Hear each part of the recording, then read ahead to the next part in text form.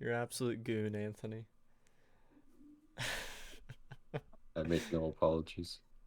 Understandable. All right. I hit recording just in time for me to say you're a goon, Anthony. Uh, Nice. welcome back to Game Sound Club. Um, yeah, and sadly, welcome to the end of this semester of Game Sound Club and this year. I hope you appreciate the meme I spent a minute on. But at the end of the day, this is our first year, and I think we're just getting started. So thank you for sticking with us through all this. We love you. You're great. Uh, and yeah, towards the end of the session, we'll be dropping a Google form about some feedback that you might have, because we want to hear anything you have to say to bring all only the best, nothing less than the best, um, to you all next year and moving forward. All right, and moving forward with this, the song of the week is a thing that we do now. So this week is The Devil Wears a Suit and Tie, picked by Winston. So congrats, my lad. If Anthony could yeet that, It has he been heated. he yeeted.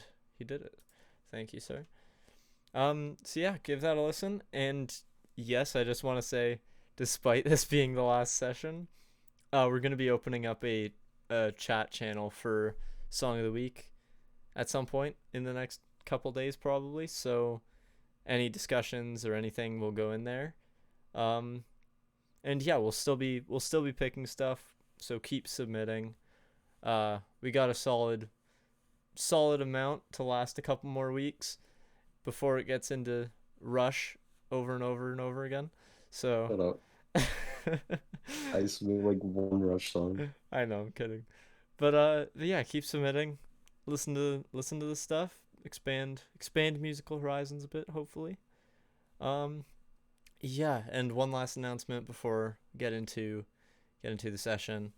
Like we said last week, we're looking for a potential fifth member. But this time we actually have a link. So if that could also be yeeted into announcements at some point, you can have a Yes. look at that and find it there. Um, but yeah, the link will be up. So there will be two Google forms. One of them's this, and then one of them's just a general feedback form. If you have anything, you think we destroyed, or if we destroyed any of your passions for anything, please let us know. Um, and yeah, if you want to get onto the team so you can destroy the club from the inside, or any other ulterior motives, please do. That'd be wonderful. Nice. What's going on today? All right. Um, I feel like I'm missing something. Anthony, am I missing anything? No, you got it. Okay. Um. All right. Cool. Thank you for posting the things. And yeah, onto the thing. So today we're gonna be looking at live recording. So all different types of facets of it. Um, mainly touching on like voice work and all related things, Foley and field recording, and as well as a lot of rambling, but hopefully not a ton of rambling about recording music live for games. And along the way, it's mostly just tips and tricks that I've found helpful over the past few years, and that can hopefully be passed on to make the job a bit easier for you on your end, just so you don't need to learn through guess and check. Yeah. So as per usual at this point, just a quick overview of what we're getting into. Um, I'm gonna go into voice work first, and then we're gonna touch on Foley and field recording. And then recording music live for the game, and then after that, we're just gonna look at some post-recording stuff, like a few ways to make the process after you've actually recorded easier. And then we're gonna get into some sadmin hours because that's the end. Anyways, moving forward, voice work. So basically, what we're talking about when I say voice work is pretty much anything that's done with a human voice. Uh, and I do need to qualify human because like a pug or something, or an animal or something like that, that wouldn't technically be voice work. I would personally consider that Foley or something similar to that. Um, but I mean, you could consider it voice work. It's just not really what we're touching on here. Um, but yeah, so this includes like dialogue, voiceover lines, any type of like words, as well as like grunts and like groans and getting shot sounds and screams, all those fun noises that you hear in all types of games. Um, all of that, if it's done by a human voice, that's what we're gonna be talking about here. So just a couple of quick things just to get out of the way. It's typically done in a soundproofed room. Like if we were at the school, this would be done in the lab, in the sound booth. Hey, we're in the sound booth voice chat. That's funny.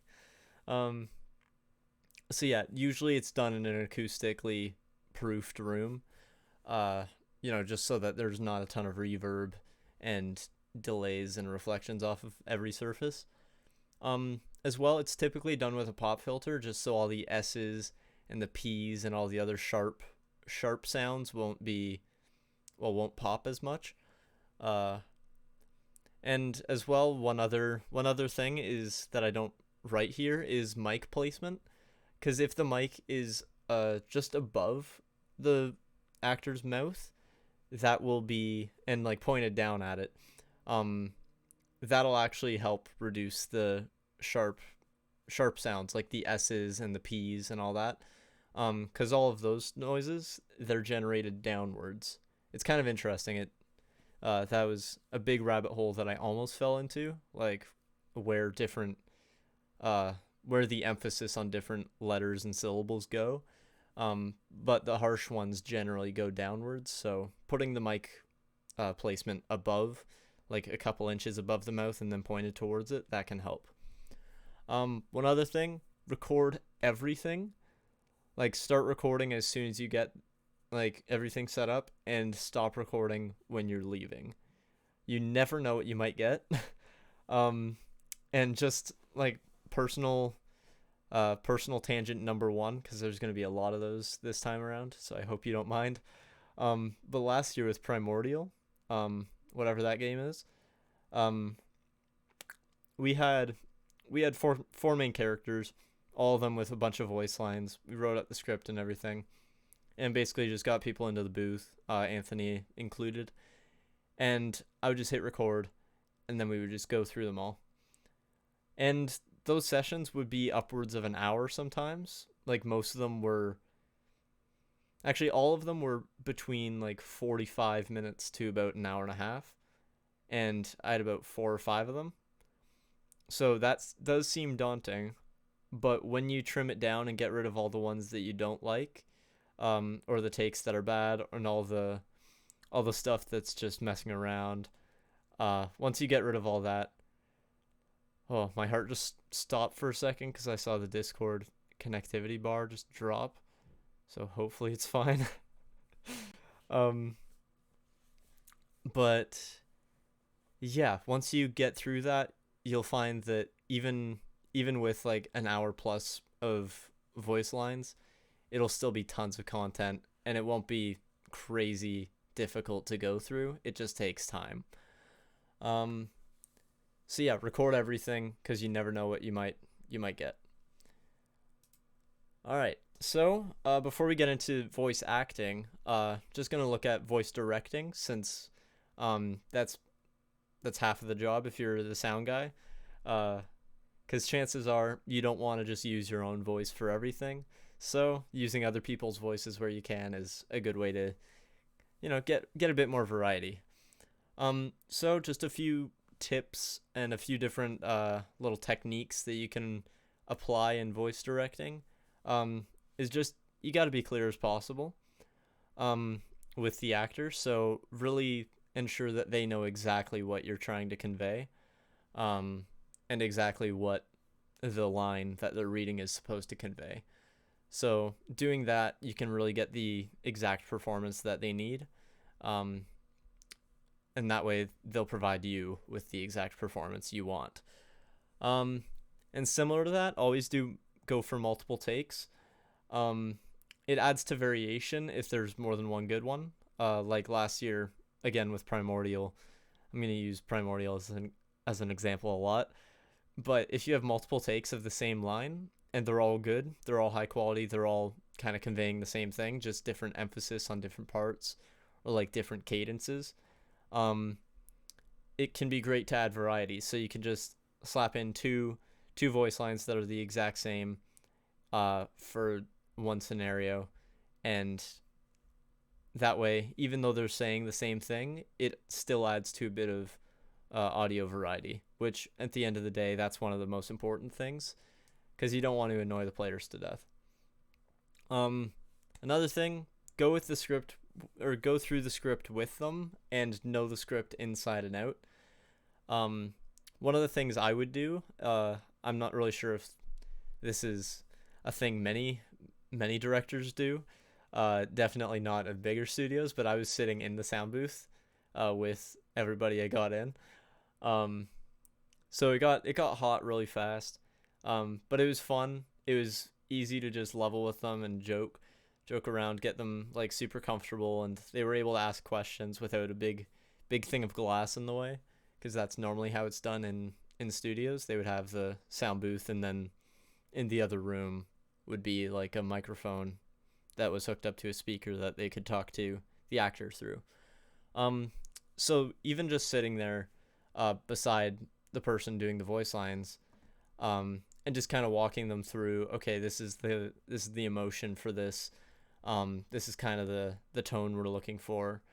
All that stuff, and just knowing the characters and knowing the story, all that and explaining all that to the voice actor is pretty integral to the performance. And once again, it just gives you something that everyone can be confidently happy in with at the end. Um, Another thing, if you wrote the script in the lines, which let's be real, you probably are if you're in this program, just because of the constraints with people. Um, but make sure it flows well and actually works in real dialogue and speech. One of the most crippling things that I've seen is scripts or dialogue that just doesn't work when read aloud. Um, like it would be like if it's kind of like the prequels, the Star Wars prequels, because in on paper the story that they follow is pretty good. Like it's really interesting. There's a lot of complex things to it. But then you get to a point where Anakin's saying in a super dramatic way, "I don't like sand. It's coarse and rough and irritating, and it gets everywhere." And yeah, it fits with the character, but the delivery, along with just how it's written, just isn't like there's not a person that would actually say that. Like, yes, Hayden Christensen did exactly as George Lucas intended, but the line was just poor. It was just poorly written, and it wasn't actually something that would be readable. Um, Phantom Menace in particular really suffers from that. Um, so just kind of go through it, read everything out loud, make sure it flows properly. Make sure that everything kind of makes sense when you're speaking it. Um, there are a lot of words that could be tripped up on if you're reading it, and it's especially if it's more intricate dialogue. Like if you're going for something more Shakespearean, um, by chance, that could be tricky for the VA. So just make sure it's readable. And kind of in tandem with that, if you have any words or names that are specific to your universe, um, explaining the pronunciation to the voice actor is pretty much necessary. Um, and yeah, that can really help with just getting the right performance out of them. And this is a big one, direct, which you look at the top of the slide and you're like, wow, Carter's talking about voice directing, and a tip that he's saying is to direct. Very helpful. But in all seriousness, it is not being rude to ask for a few more takes or to interject about how the delivery should be or how you want it. You should be specific and, again, as clear as possible. But at the end of the day, when you're a voice director or you're directing someone who is an actor, um, providing direction is your job. So that is how you're going to get the best performance out of the person. So, um, again, just be specific. Provide the actor with everything they need for the performance. Tell them as much as they need to know. If they ask any questions, answer them in detail. Um, Make sure they know what they're doing. And then they will give you something that you're proud of. Um, and another thing, providing direction on the script in brackets can also be a pretty good way to provide a bit of immediate context to the voice actor. Like I know with the script last year, I would put the state in brackets before every line, and I would like sort each of the lines into the different states.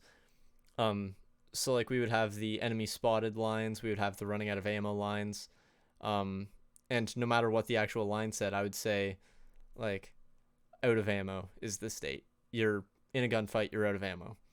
So that would convey, or that would need to convey like, okay, some level of desperation, some level of anxiety, potentially some frustration or anger, and that sort of thing.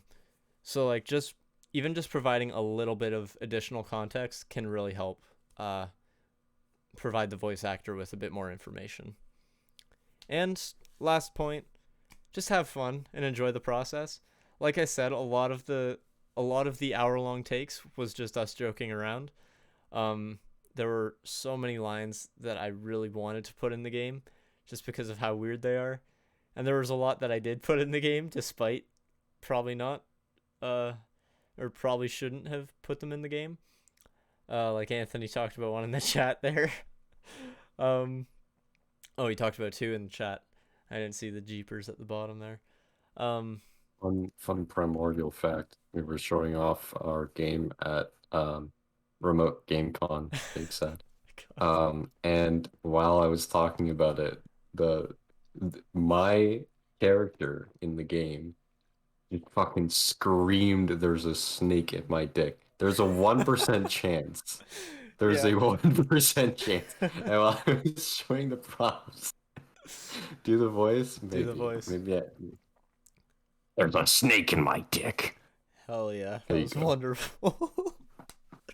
There you go. Oh, so yeah, there's a 1% chance that he would say that, and he said it at GameCon. But yeah, have fun and enjoy the process. Like it's it's a fun thing to do. It's this is a super passionate like side of sound design. Just because you're like screaming and just having fun like that. So might as well enjoy it. All right, now with the voice acting side of it, which I have a bit of experience with, and as you can see on the right side, there are two of the characters I have portrayed in media. So there's the wood bison in our upcoming title, Earthslight, and as well as that, we got a little a ghoul down here from Primordial, and just no, I'm gonna wait for the examples. I'm just gonna go through this first.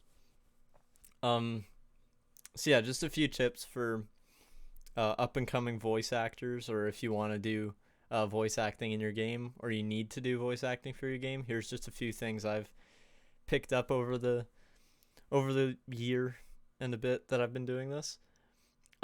So be a hydro homie and seriously drink water. I cannot stress enough that you need to drink water.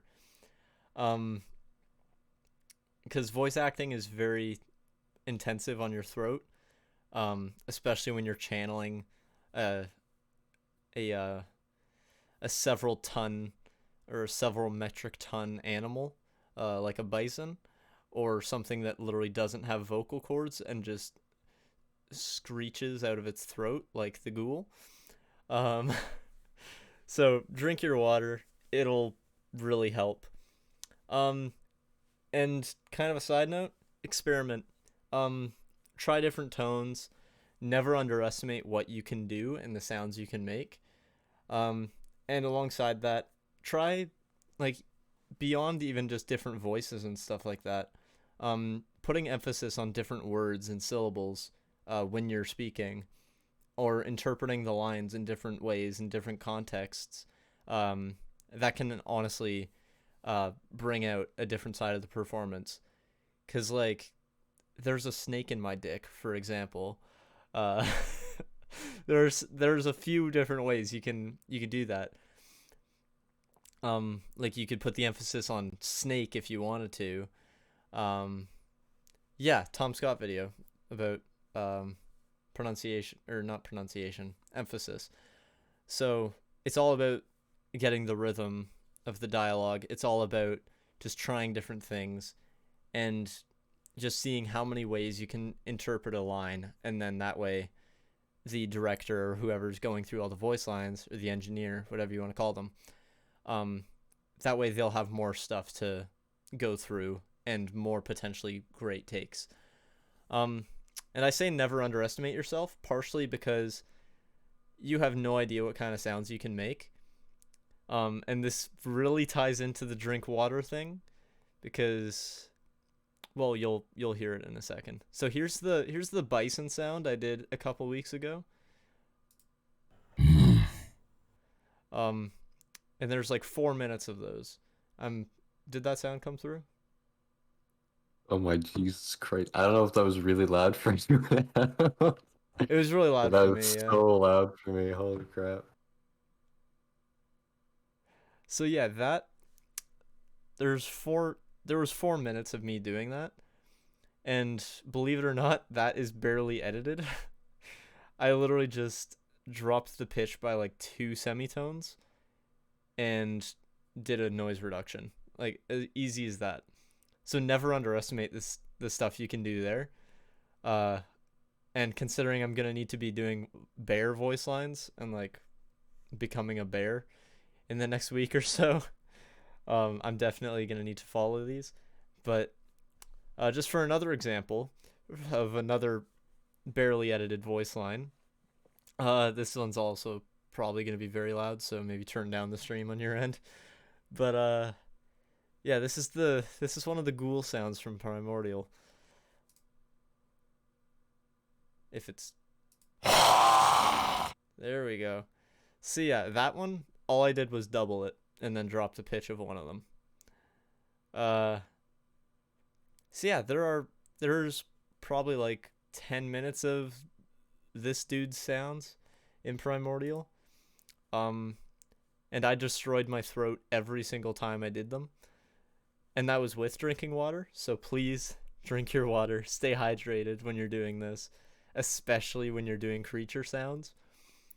It Um, is also to be noted that your voice is a precious thing that you lose over time. You may know that lots of vocalists, their voice changes and they kind of lose typically their higher end as they get older.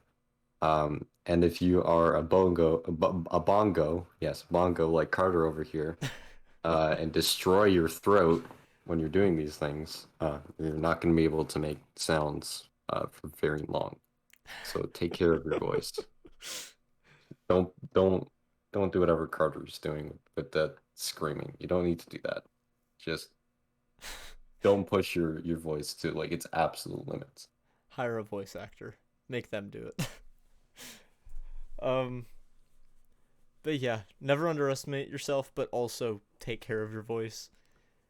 And this is partially why I'm really emphasizing drinking the water, because like with this stuff, even drinking water really hurt. Uh, so just be careful. Um, and moving on from that, a couple one thing that's kind of unrelated, but then back to stuff that's kind of related to experimenting and drinking water and stuff. Be conscious of how much time you have. So hopefully the director will help you, or let you know how long each line should be, and the context it'll be in. So hopefully all that's provided to the voice actor. Um, and if you're doing it, then you know. Um, oh, sorry. Um, But yeah, just be aware of how much time in game that'll take up, and just try to pace it well. Uh, and once again, the rhythm of it, the cadence of it, all of that should be something you should be conscious of. Yeah, Winston and Julia, great points. A lot of it just comes from the stomach and the chest. Um, yeah, I don't know how I made those sounds for the ghouls. Um, I just know that I have gotten very good at doing them on the spot now, and it doesn't hurt as much. Because that's the other thing. The more you work at it, the more it'll come to you easier, and the more your throat will just be like, okay, I won't close up when I do this, and your body will start to adapt to it. Um, and over time, it'll just be easier. Um, yeah, one other or a couple other things. Warm up. Always warm up. Even if you're just doing like literally your voice, warming up, doing some like some of those like lip trills, uh, and just like walking up the scale and down the scale. Even if it's just like raising the pitch and then dropping the pitch. Um, all of that can really help warm you up and get your throat nice and ready for the session. Uh, like the voice acting session. Um, so yeah, always warm up. They're super important, especially if you're doing a hard voice that'll strain you. And that leads right into the next thing. Always do the less strenuous stuff first and the rougher stuff last. In a session. So let's say you're doing let's say you're just voicing a random character in a game, like a random NPC in, let's say, a shooter. So you need to record a bunch of voice lines when you see the player, maybe something when you swap weapons. All of that's just, um, just normal voice. And then towards the end of the session, a great way to let loose some of the energy, and just whatever you have left, is to go through all the screams and like all the death sounds and all the sounds you make when you're blowing up. Um, so all the stuff that would put more strain on your voice, do those last, just so that you have your peak voice, I guess you could say, before all that, so you don't like ruin it for after. Because like if I had tried to record voice lines after doing the bison in particular, it would be super throaty, super like guttural. It would probably be a lot deeper than it needed to be. Um, but yeah. I didn't put it here, but take breaks. If you're doing something strenuous, give yourself time to heal. Um, because if you just get right back in the next day and try to do more, um, that's not gonna be good. Even if you drink water there, that's not taking care of your throat. You just got to give it time to heal. Um, It's especially when like you're doing rough. it's like basically think of it like a muscle. Yeah. Like you don't do arms 2 days in a row. Mhm. You fucking rest so that your arms don't fall off. You don't want your throat to fall off. Exactly. Well said. um yeah, take breaks, take a couple of days, drink lots of water throughout those days. The drink water thing applies to every day of life. Even if you're not voice acting, drink water, please. Um but yeah, like voice directing, last point here, have fun and enjoy the process, cuz it is so much fun to just be a voice actor for a bit and just kind of let loose. Um just be a different person. It's kind of like playing D&D and getting really into a character. Um or just like, I don't know if anyone else does this. I just know I do it cuz I'm super weird, but like talking in different accents and stuff, just have fun. And that will make, honestly, that'll bring forth a lot of good results. Um and you never know. Like you could find something that the director or you could be like, "Hey, this would actually fit better, or this would fit perfectly for this character." Um, so you never know what can come out of it. Just like before with recording everything, you never know what you can come out of it when you're being uh when you're being experimental and you're having fun. So just keep that in mind, and you'll do some great things uh, verbally. uh, all right, on to field recording and Foley. So this is all the fun stuff, like blowing things up, uh, and and that sort of thing. It's a lot of fun. So, Foley, um, this is pretty much just all the stuff that's like, okay, I'm gonna crumple up a piece of paper and then I'll use that for a car wreck or something like that. So the golden rule of Foley is use anything you can get your hands on, and try to build up a collection if you can of like little bits and baubles. Um, because I've read a ton of things and I've heard a ton of sound designers talk about how they just have this collection of random things, or like a bin of junk in their in the studio, and that if they ever need a sound, they'll just go to it and they'll find something, and they'll just layer things up until they have something. So just building up a collection of stuff, it can be great to find exactly what you need. And at the same time, use as many references as you can to find something. So let's say it's like a horse pulling a carriage, that sort of sound. So you think of all the sounds. Okay, it's like the clopping of the hooves and the wooden wheels turning and all that. Um, so you think of all that. Uh, Use as many resources as you can. Look up videos, of exactly what you're looking for. Um, and when you find one, cool. Look for another one. Look for as many as you can, just to provide you with different audio qualities, recorded on different devices, different reverbs, different environments, everything. That way you can get a closer representation of the actual sound, and that lets you know the sound inside and out, so that when you're making it, you could be like, yeah, this is good. Another great thing, layer everything. Layers are super useful. Um, and yeah, when you're putting it together, again, it can give you exactly what you need. Um, Next thing, when in doubt, always use the real sound something would make. So like for example, need a sound for footsteps on snow. Walk around in snow with hunched over with your mic pointed at your feet. Um, because if you just do the classic, okay, I need a walking around on leaves sound. Let me just take a bag of chips and crunch it. Like people will notice that. Um, like one of the things that people know about Slender the Eight Pages is that the footsteps sound terrible. It sounds like someone like crunching into an apple or eating celery or stepping on chips, and that doesn't sound good. So the best sound for something is always the sound it makes. When it comes to stuff that isn't real necessarily, like a lightsaber or a blaster pistol or some sort of spaceship kind of thing. I don't know why I'm just going straight to sci-fi.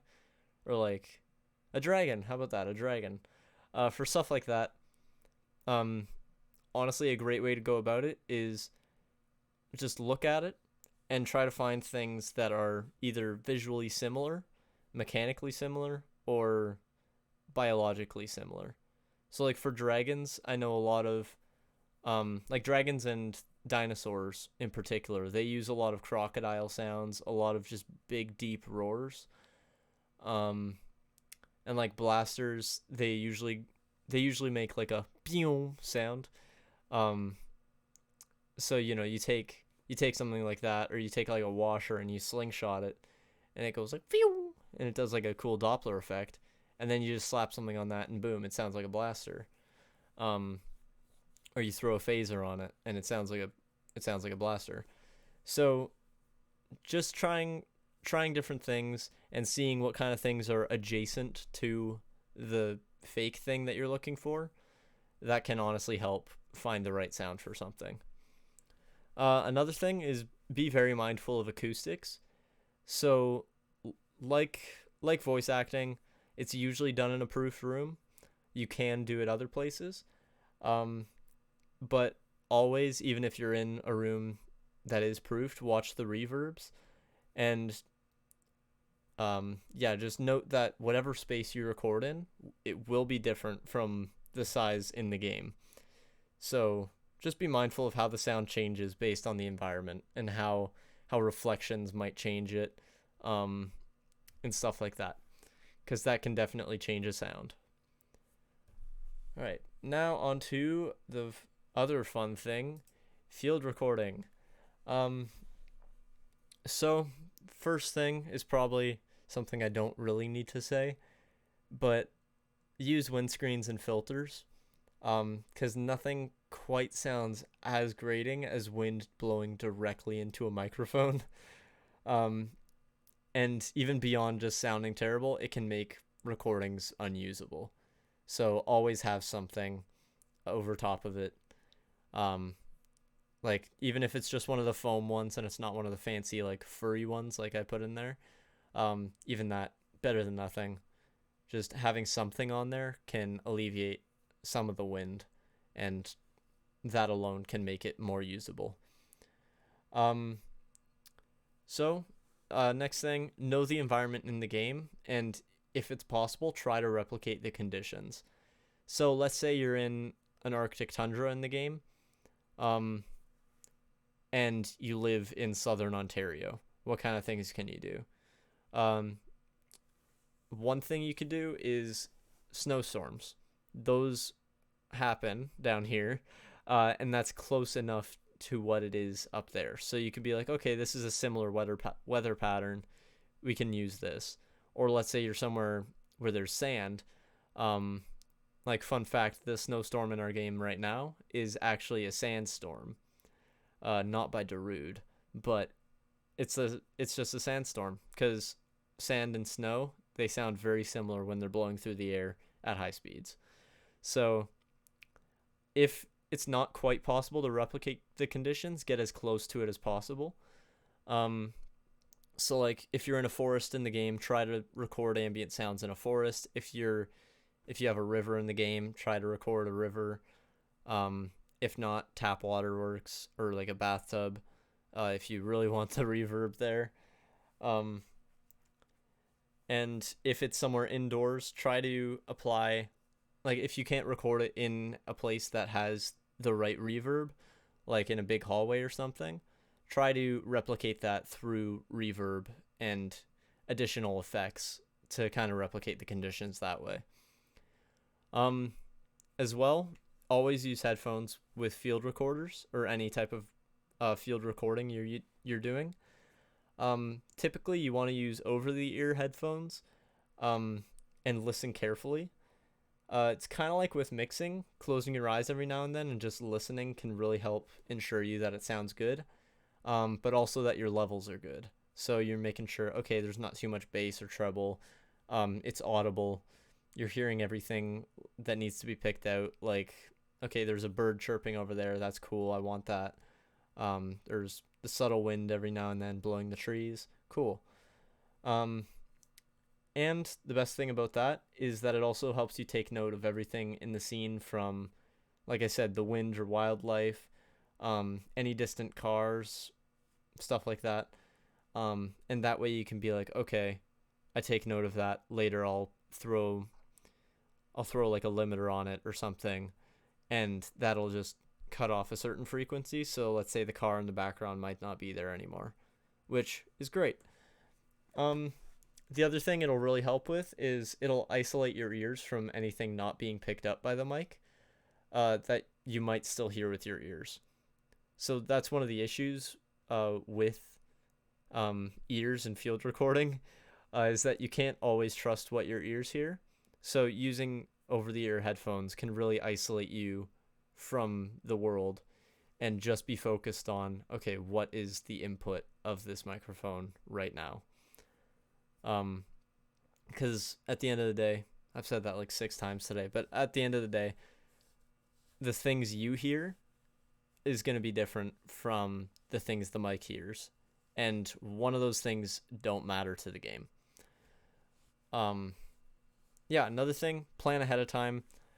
Take note of the weather, know the location, and hopefully find a remote spot if that's what you're looking for. And even the time of day you want to go at, as that can really change the ambience. A couple times that I use are early in the morning or in the middle of the night, because they can be a fantastic time to record, as less humans being awake means quieter soundscapes and surroundings, leading to better and clearer recordings. So, like, even if you're somewhere out in the middle of nowhere, there will always be a tiny bit of car in the background, just a bit of reverb getting there. So, middle of the night or late at night or early morning, all those times are great to just ensure, okay, I'm in an isolated spot. I'm just recording what I want to hear. Um, Although I do understand that's not always possible, so just kind of try to mold these as best you can. Another great thing to do and a great practice is to verbally confirm what the take is at the beginning of each take. So you just start the recording. You say, "Okay, this is wind blowing in trees," and then you hold the mic up for 20 minutes on a tree.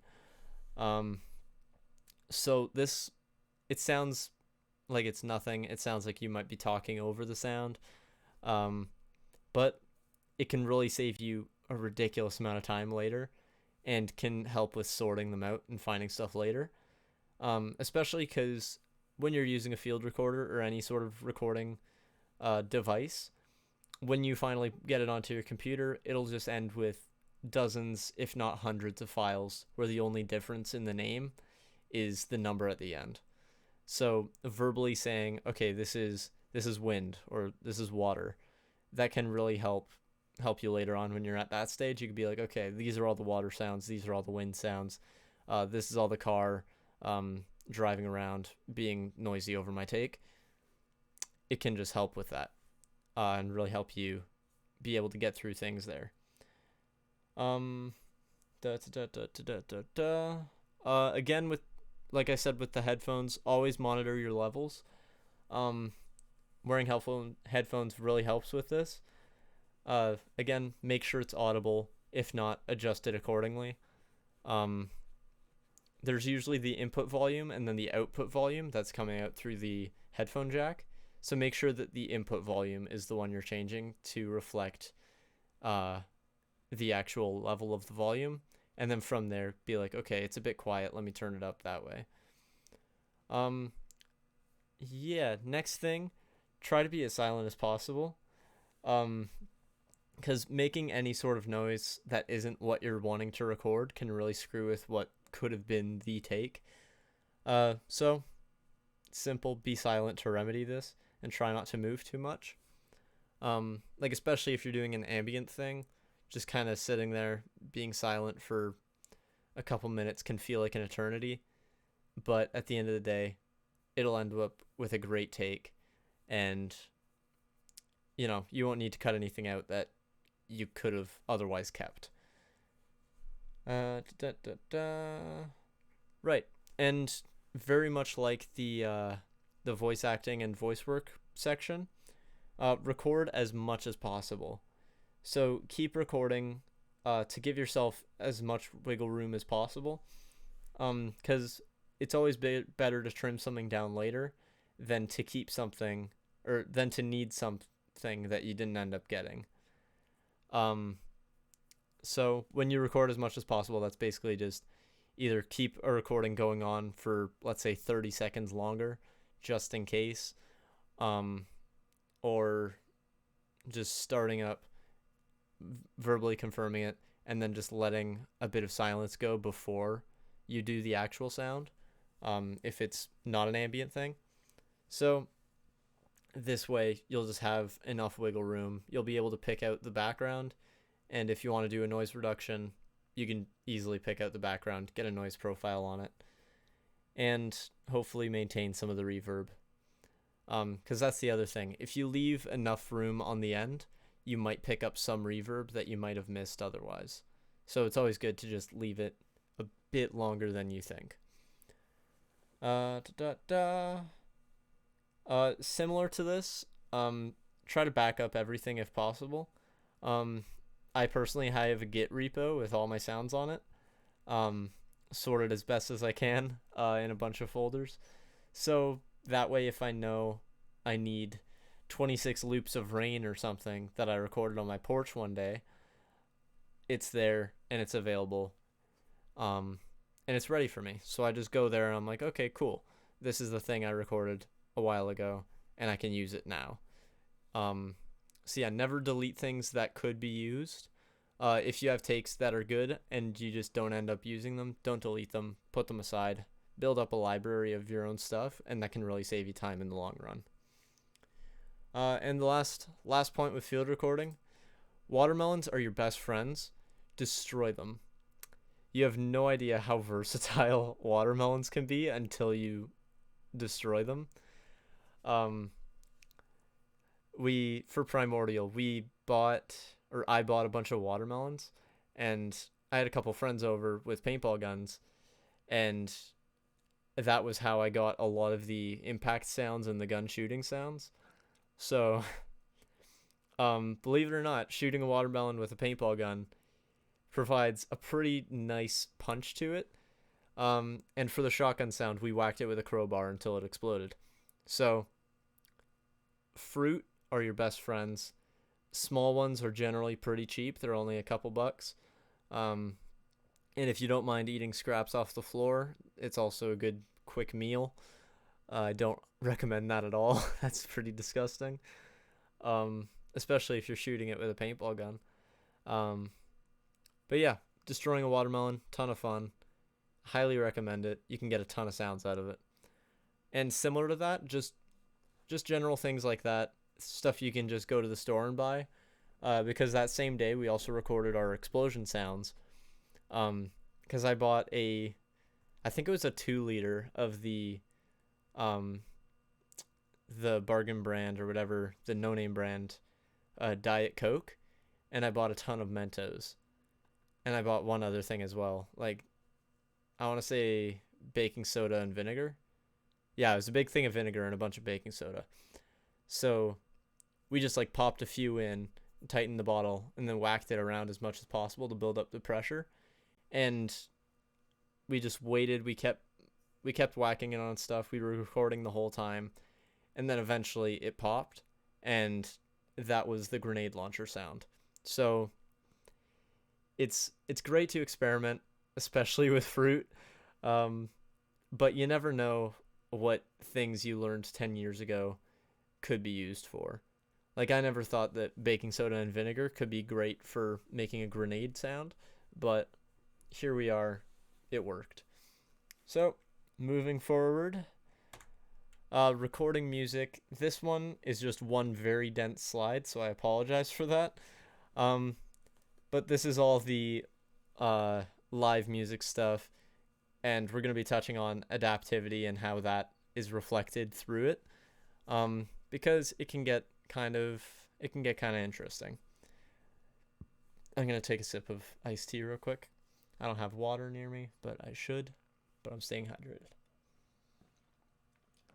Voice acting. Cool. All right. Regarding music. Um so that's the Doom Eternal Metal Choir that was assembled. So I will touch on that in the future. Um but yeah, the interesting thing here is there were barely any resources I could find about the not ethics, but the what's the word I'm looking for?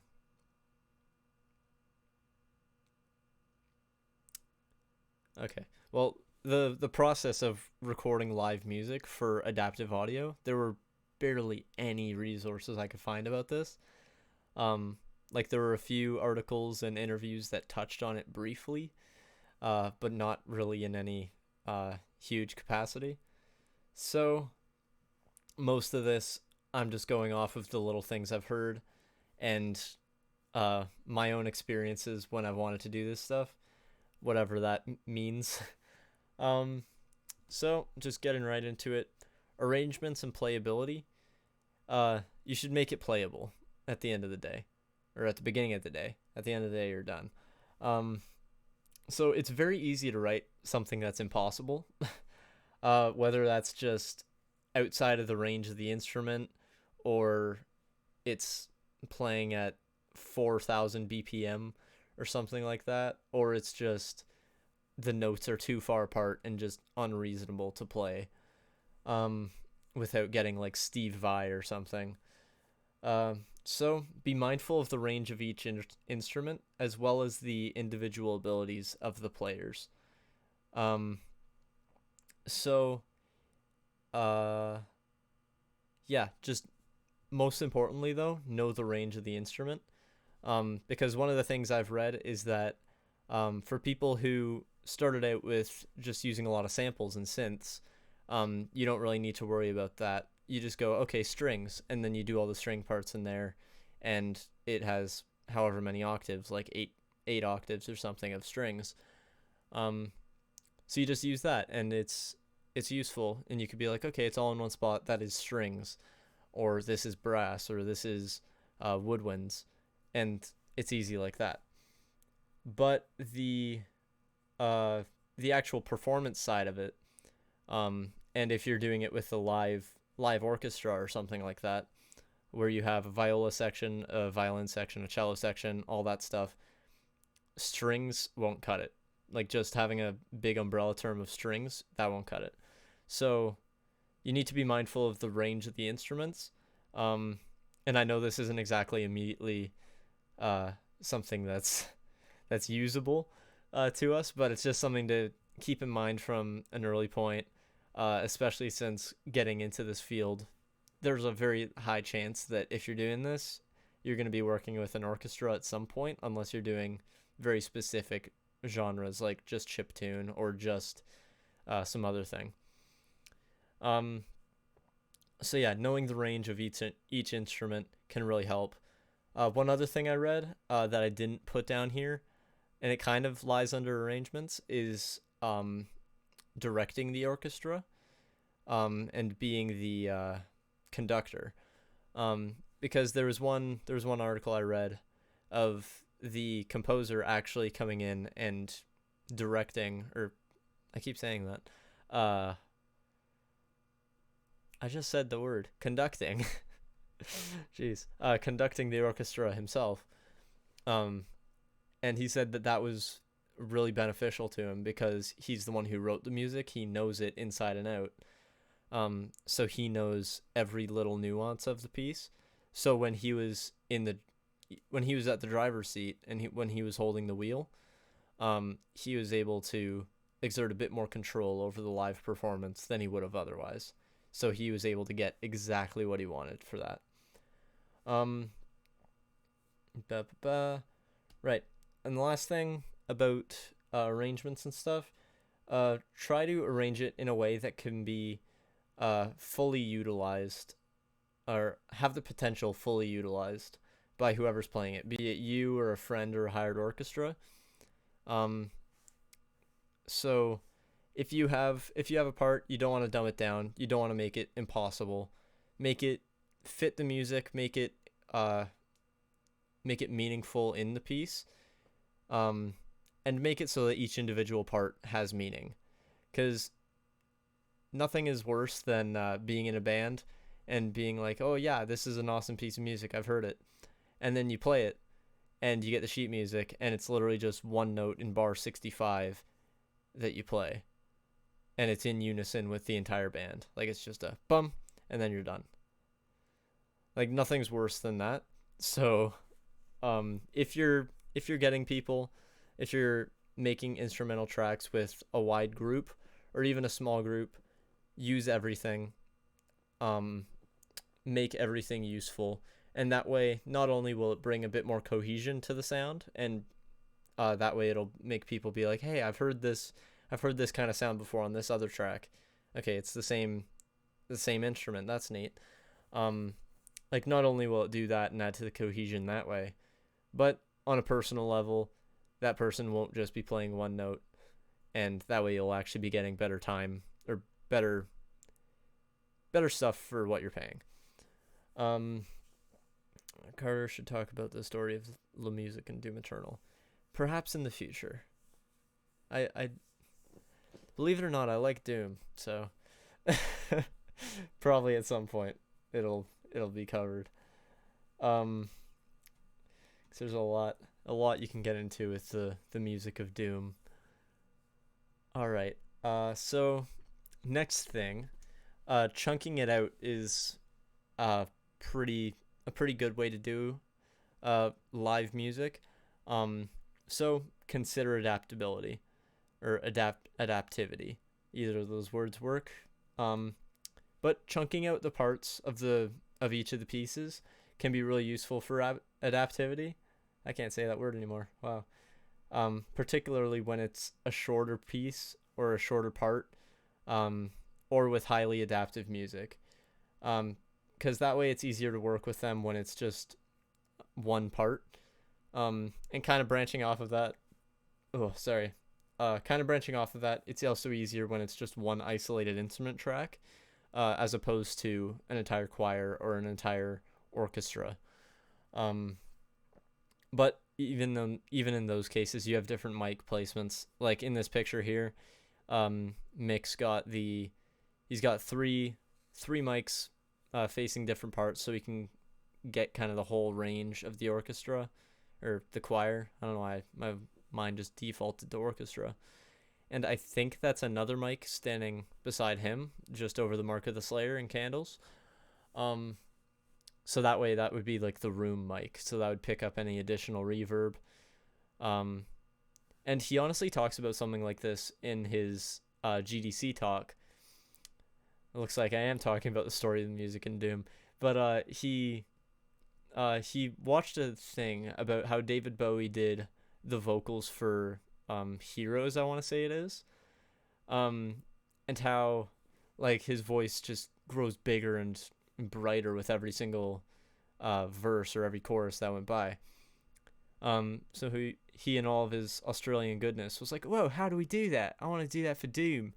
Uh, so he looked into it, and what they did back in the day, or back then, was they had one mic directly in front of him that Bowie was singing into, and then at a certain point, they would remove a limiter on a mic that was like halfway across the room, so that would pick up a bit more reverb, and then after a bit more in the song, there would be one more mic activated, so that would not just pick up the uh, mid reverb from like a bit across the room, but it would pick up the reverb all the way across the room. So that would bring it into a more full sound in a very natural way.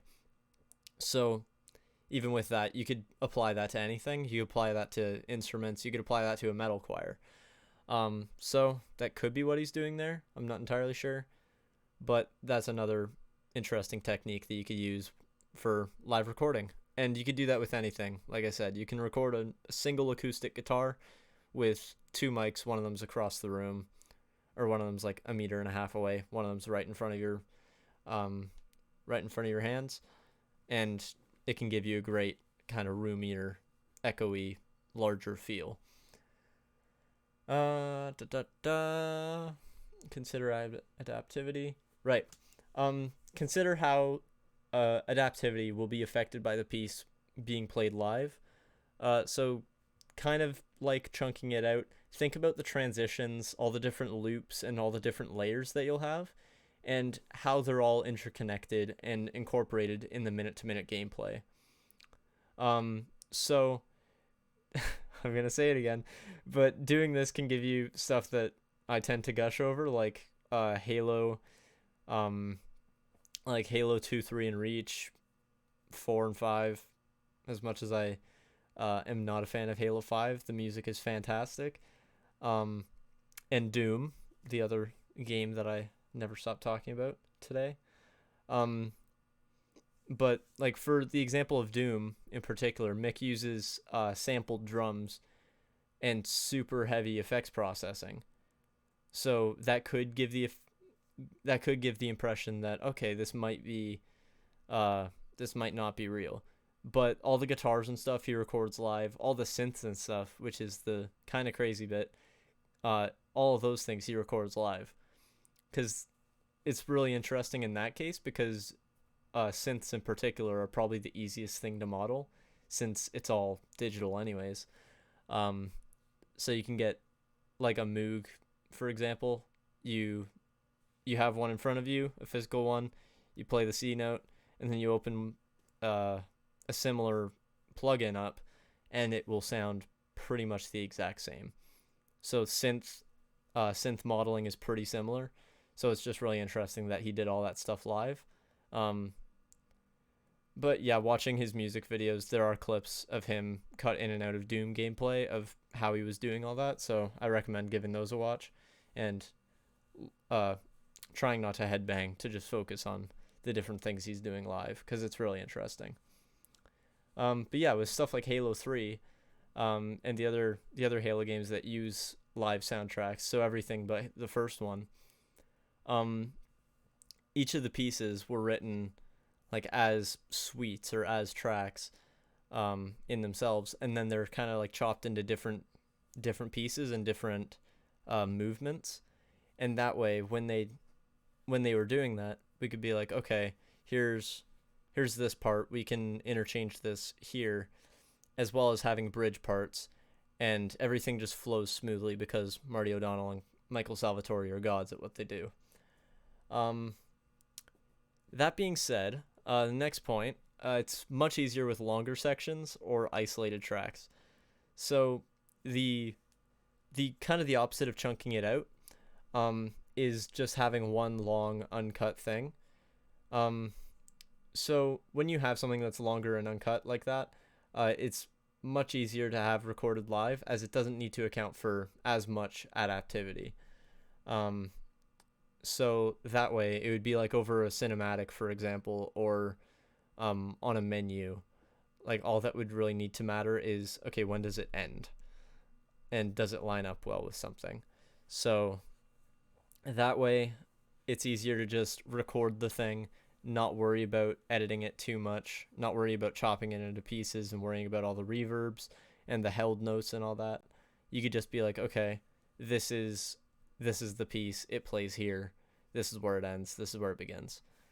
um and as well, isolated tracks can really help, particularly with mixing, um and layering and stuff like that, because maybe you want one certain violin to come over, or one like guitar part or something to come over everything else for this one section.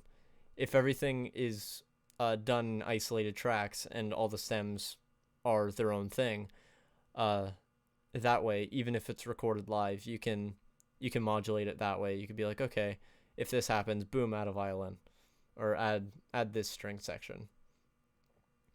Ugh. Okie dokie. So, next thing, call me old fashioned if you want, but I really feel like live instruments will always sound better than synthesized alternatives, no matter how good the plugin is. Um, at the end of the day, this is like completely subjective. Like it just matters if it sounds good. Um, but and yes, there are amazing plugins and samples.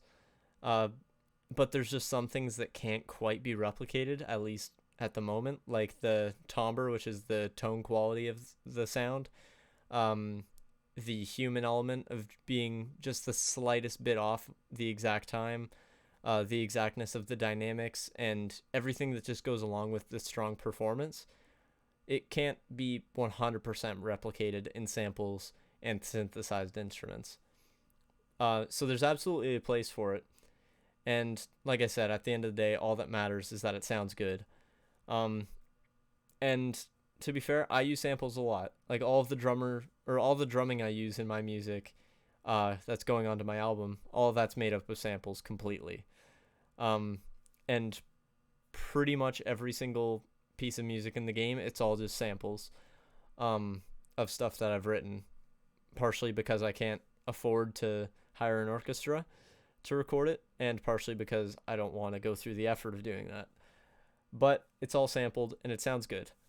Um, so part of that is just finding the exact sound that you want, and really narrowing down the realism that way through a lot of trial and error. Um, but if I had the means to record it live, that would honestly solve a great deal of my issues, particularly with the drumming on my track, or on my tracks. Um, Especially if there's stuff like ghost notes, flams, or multi bounce rolls, particularly with drumming. um, and kind of applying to everything, unique accents and different variations that could be thrown in, um, that might not be written on the piece, but just a bit of personal flair. And that kind of thing can't be easily replicated by a sampled library unless you write it in yourself. Um, so, in my experience, brass, bass, electric, and acoustic guitars, that sort of thing, they can kind of be difficult to make convincing. Guitars, at least from what I've noticed, have a bit too fast of an attack to them and lack any like string vibrations against the fretboard, or any like palm muting unless it's a palm mute specific setting. Um, which again, all that comes down to timbre and just the feel, as well as being, or also for guitars. Um, Another thing I would like to note, amps being virtual or modeled is completely fine because it's still a real performance going into it. So that's kind of the whole meme about this. Vocals as well. Um, they're easily the most important thing to just do live. Even if it's just for vocal lines or runs, like if they don't have any words, still do them live. Don't like pick up a synth and do it, unless that's what you're going for. Like the Halo theme and the Skyrim theme. I actually don't think I've talked about Skyrim's music yet in GSC, but the Skyrim theme, it's like 30 voices tripled. Like they literally just take the same voice line and they multiply it by 3. And they're like, okay, cool, that sounds like a giant Nordic choir chanting about Dovahkiin. And the Halo theme, you're like, okay, this sounds like I just walked into a church in the middle of space. Um, so vocally, or vocal performances and just all kinds of musical performances, it will sound more human if you do it live. However, that can give you a bit of trouble when it comes to getting it adaptive. Um, and last point here, always warm up before you do it, um, and practice your chops. So especially if you're doing vocal stuff, warm up your voice. It's kind of like voice acting. Just practice, do some like trills, anything to get your voice ready for what it's about to do. And if you're playing an instrument, warm up. Do the usual, get the fingers moving, get the blood flowing, or get the body moving if you're a drummer. Yeah, just practice. Make sure you're physically ready to perform, and that'll give you a better performance 10 times out of 10. All right, I'm going to take one more sip of iced tea while you ruminate on this beautiful slide. Oh, man. One thing I'm not going to miss is how strained my voice gets after all these. All right. So, okay. So, post recording stuff. Um, this is. Oh, God, I left the E in there. All right. Oh, well. This is basically all the stuff that's like just after you've done all those steps, after you've recorded all your voice lines, after you've recorded all the screaming and the watermelons blowing up, after you've recorded a live orchestra 6 times, for $100 a minute. What first thing I always do is to always apply noise reduction. Um, so just take a sample at the beginning or at the end. Just take a bit of the silence or the dead air, get a noise profile on it, and then bop, apply noise reduction. That'll just get rid of all the excess stuff that you don't want. However, do not do this for ambient stuff. Ambient stuff, you really want all the dead air because that is ambience. So yeah, always apply noise reduction. That'll just make it a bit more crispy. Um, Next thing, like I touched on near the beginning, always back everything up. Um, like I said, I have a Git that everything's on, and whenever I need to use one of those sounds, I just make a copy of it. So always having an unedited and clean copy of it can be great, just in case. So always have backups. Um, Next thing, sort of along those lines, having everything sorted can save you a ridiculous amount of time in the future. when you're looking for something. Let's say I'm looking for those 26 rain loops that I recorded on my porch from that I mentioned earlier. If I want those, I know exactly where it is. I just go into my my Git folder, and I'm like, okay, loops, rain, cool, there they are. Um, so yeah, sort your stuff, back everything up, always clean it up with noise reduction. And here's just a little bit of my process when it comes to sounds and doing all of these previous steps. Um, like I said, get a noise profile in the dead air and apply noise reduction to it.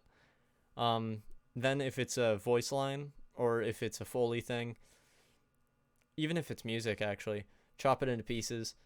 Um, with Foley and voice lines in particular, line up all the beginnings so that they have just the same amount of silence before it starts, or it all starts at zero. Oh, excuse me. Um, so yeah, line up all the beginnings so it's uniform across all of them. And then what you're gonna want to do is put very very subtle fade in and fade outs at the beginning and end. This way it just zeroes out the ends, makes it so that there's no popping in and pop outs or popping ins. No popping at the beginning or the end. So that way it'll transition better from one thing to another. And by minuscule fade in fade outs, I'm talking extremely small, like a couple milliseconds small. Um, because you might not notice it when you're just listening to it front to back, but the computer will be able to tell, like, this frequency is not zero, or this isn't zeroed, so I'm going to make a pop. And we don't want those. We don't like those. All right, next thing, or another thing I do, normalizing the loudness. That way, it's just again, again like the lining up the beginnings. That way, it's just uniform across all of them. Um, so like for an example with Primordial again, I normalized everything in that game to the same amount, and everything in that game was extremely loud. But all of it was the same level of extremely loud. So normalizing does help. It is not an excuse to not mix though. So always make sure you mix, but normalize things. That way kind of it's all normalized. Um and normalize loudness. I talked about that a bit last week with the mixing. Um but yeah, again, it's not an excuse to not mix. It is just one supplementary thing to mixing. And just an interesting one, adding a pinch of reverb. So Rom actually talked about this during his talk on the like overreading week. He said that adding just a little tiny pinch of that spice to a sound after you've gotten all the noise reduction and stuff, after you've cleaned it up, just adding a bit of that spicy reverb, it can really liven up a sound. It can make it feel real, full, that sort of thing. Um, and yeah, I agree with him. It works. Uh, but just be very, very minimal with it, because if you put it up a bit too high, then you'll be like, oh, okay, it sounds like there's a slight delay, like there's a delayed duplicate of the sound immediately after. So you just got to be careful about that. And after all that, just whatever post effects need to be added. Um, yeah, just slap that on and get it going to where it needs to be. I didn't put this in because it would have been at the bottom of the slide and look disgusting. But add layers. Always try to add layers to stuff. Experiment. See if you can get a bit more oomph out of a sound. Get a bit more of what you want out of the sound just by adding layers. And then from there you can add effects and see, okay, this layer didn't work, let's try an effect here. Or this layer really works, but it could be better, let's add a compressor. Cool, that's really punchy. So, experiment. As always, that's what I've been saying since the first one back in October. Always experiment on stuff. Alright, and, well, that's it. Uh, this is kind of sad, but thank you all so much for coming. Really appreciate it. giving me this outlet to just rant about music and sound and all the other things I'm passionate about that might rhyme with Balo and I'm not gonna say that, Doom. uh, but Goom. Thank you, Julia. um, yeah, I hope you've learned a thing or two over the past few months. And had a fun time while doing it. And just for the sake of uh my sanity, I just want to quickly. I hope this isn't too self indulgent or for the club, but I just want to go over some of the stuff that we've done, and yeah, hopefully we can all be like, whoa, this is neat, this club. So just taking a look back, we've got over 10 hours of sessions archived on the YouTube channel. So that's going to be up there forever. Anything you ever need to see that we've talked about that actually managed to have the audio recording for, or actually managed to be recorded, all that's up there. We had 3 guest speakers. Hopefully we didn't scare them off. And we had 14 sessions across 5 months, which is kind of nuts. That we've only been existing for 5 months now, almost to the day, because it was October 22nd, I want to say, that our first session was. But yeah, it's a crazy journey. It has been a ride. Just a few closing announcements here. We will be continuing the song of the week in a text channel, like I said at the beginning. And as well, we've got a few ideas for some content over the summer. So we might be executing those. Keep an eye out for that. Stay in the server. Please don't leave. We'll miss you. And we always love seeing stuff in the workshop.